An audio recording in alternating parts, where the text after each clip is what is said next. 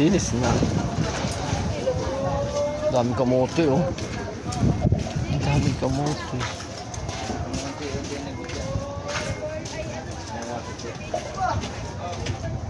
Yung bawang. Oh. Pang isang pinana ito.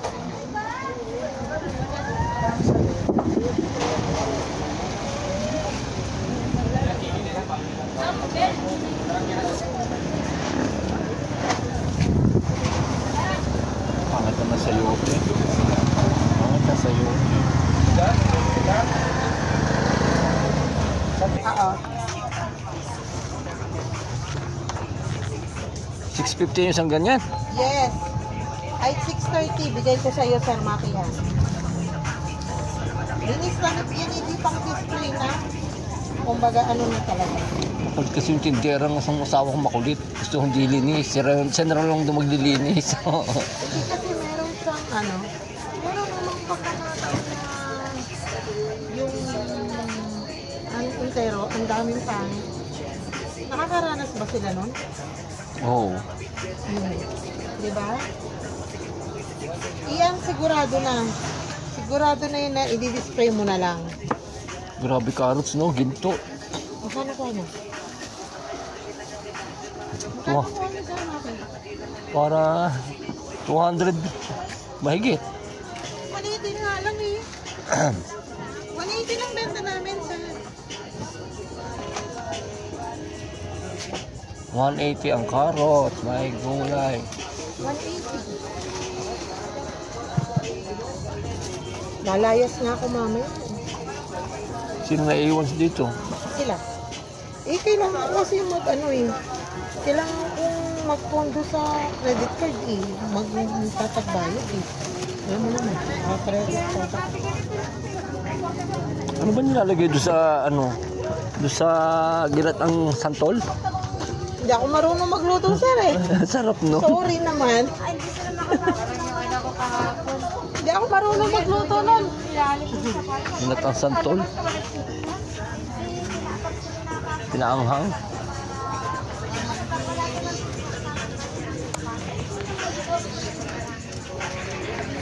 Bakit kayo dito? Hindi kasama ang inyong asawa.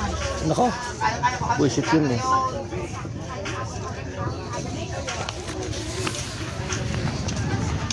Hoy, kuya. Ay, ba? Kaya.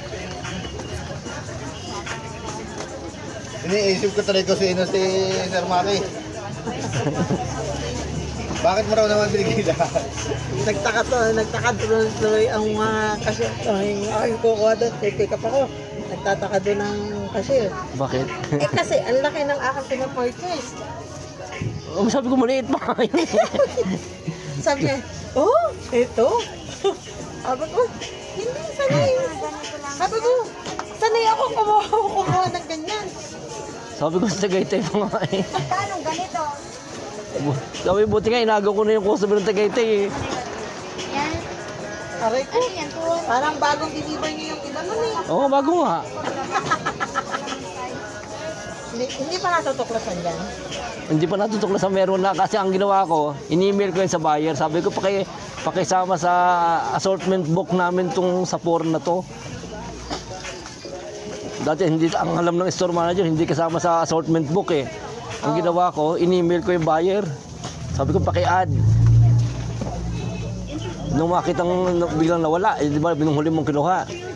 Aba, kinabukasan eh, nung makita sa system na zero na, biglang may dumating na 10 bag. Tapos kinabukasan ulit, may dumating ulit. Kasi nung bago mag-inventaryo, sabi ko, kunin mo na to, dumadami na. Hindi kasi, hindi pwedeng ganun dahil lang ang aking credit card ay hanggang 18 ang kwan ko. Eh magpapatong-patong ang aking Papatong-patong ang bayarin. bayarin ko. Kailangan matapos muna yung Oh, isang di ba? ng utang bago ulit ng utang. Walang ano, Hindi walang pala renovate. pinuputol. Walang renovate. Wala kang dating na renovate. May dumadating sa amin yung maanghang. Hindi, walang yung ano. Rino Big na lang, wala akong stock eh. I-check ko. Mga ilang kahon lang kaya mo. 10. Buwan tayo, madam. Yun. Ha? Mag-order Parang hindi ako. na ako pupunta doon sa ano, sa kabila. Mag-i-email ako. Sige. I-message mo ako sa Rino Big.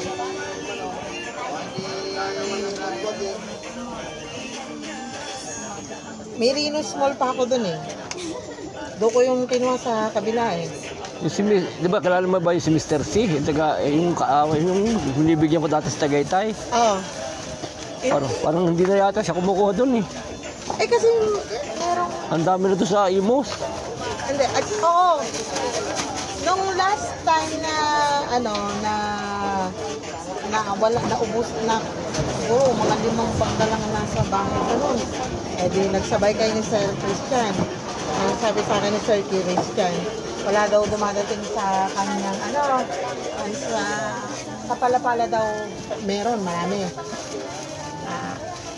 Siguro nagkuhan sila ng Tapos yung taga-Imos, nakakuha din kasi ako sa Imos nung niyan.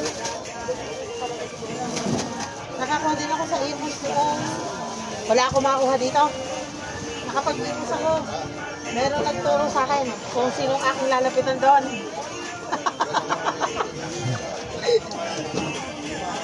Eh di pinuntahan ko. Pinik up ko. Parang ang nakuha ko doon ay 30 bag. 30? Tangnak ka, 15 nga, umiiyak ka na. 30 bag yun. Kasi ito yung Buti, fully loaded yung credit card mo. Kasi wala akong makuha dyan sa Tagaytay at saka wala akong makuha nun. Eh wala na ako. Sabi ko, naubusan ako.